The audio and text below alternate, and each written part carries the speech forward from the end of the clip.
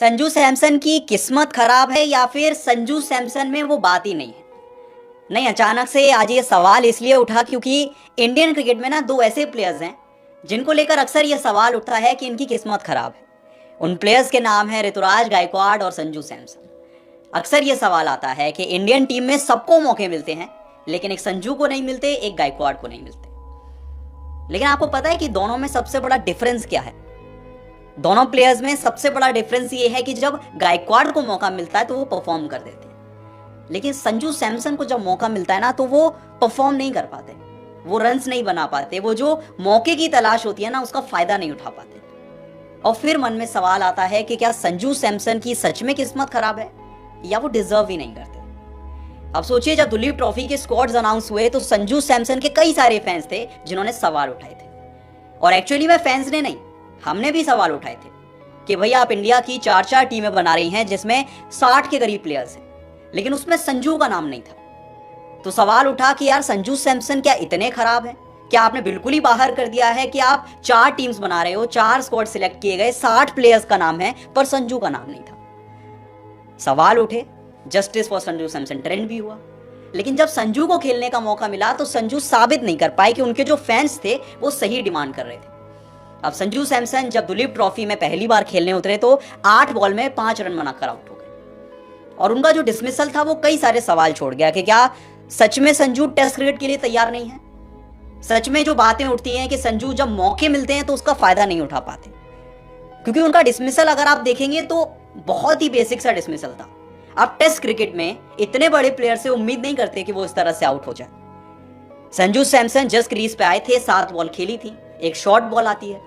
शायद कोई और प्लेयर होता जो मे बी टेस्ट स्पेशलिस्ट होता तो वो नहीं छेड़ता उस बॉल को, लेकिन संजू सैमसन के मन में पता नहीं क्या आया, वो शॉर्ट बॉल को पुल करने चले गए। बॉल बैट पे आई नहीं और बॉल सामने खड़ी हो गई, कैच आउट हो गए और 5 रन बनाकर पवेलियन लौट गए। जिस तरह से डिसमिसल था, जिस तरह से उनका फ्लॉप शो था, सबके मन में सवाल आया कि संजू सैमसन के लिए बातें बहुत होती हैं, लेकिन जब बारी आती है तो वो परफॉर्म नहीं कर पाते। और ऋषभ पंत से खासकर उनका काफी कंपैरिजन होता है।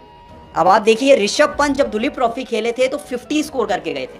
पूरी दुनिया ने कहा था कि ऐसे ही नहीं हम ऋषभ पंत को टेस्ट स्पेशलिस्ट मानते, वो नंबर 1 विकेट कीपर मानते, ऋषभ पंत परफॉर्म भी करते हैं। दुलीप ट्रॉफी में भी किया, लेकिन जब संजू की बारी आई तो वो नहीं परफॉर्म कर पाए, सिर्फ 5 रन बनाए और एक ऐसा शॉट खेलकर आउट हो गए जो शायद कोई और नहीं खेलता।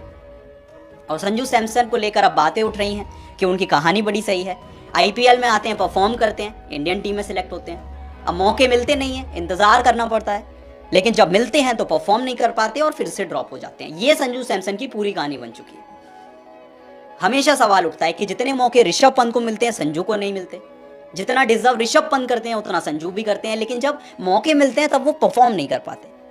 अब रिसेंटली जब श्रीलंका के अगेंस्ट T20 सीरीज हुई तो जब ऋषभ पंत खेले तो 49 बनाए, फिर संजू को मौका मिला। पहले मैच में संजू सैमसन एक गोल्डन डक पे आउट हो गए, दूसरे मैच में संजू सैमसन 4 बॉल में एक डक पर आउट हो गए। अब इसके बाद आप क्या उम्मीद करेंगे? अगर आपको मौके मिल रहे हैं तो आपको स्कोर तो करना पड़ेगा। ऑलरेडी आपको मौके नहीं मिल रहे, लेकिन जब मिलेगा आप तब भी स्कोर नहीं करेंगे तो फिर दिक्कत हो जाएगी।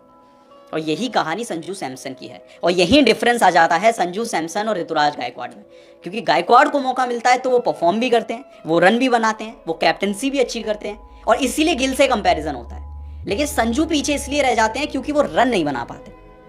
अब T20 वर्ल्ड कप में बड़ा सवाल उठा था कि आईपीएल में संजू अच्छा खेले थे, ज्यादा रन बनाए थे, अच्छा एवरेज था, अच्छा स्ट्राइक रेट था, तो फिर पंत क्यों खेले वर्ल्ड कप? लेकिन जब वार्म अप मैच में बांग्लादेश के अगेंस्ट खेलने का मौका मिला था तो पंत ने परफॉर्म किया था, संजू ने नहीं किया था। संजू को ओपन करने का मौका मिला, 6 बॉल पे सिर्फ 1 रन बनाया। ऋषभ पंत आए तो 32 बॉल पे 53 रन बना दिए।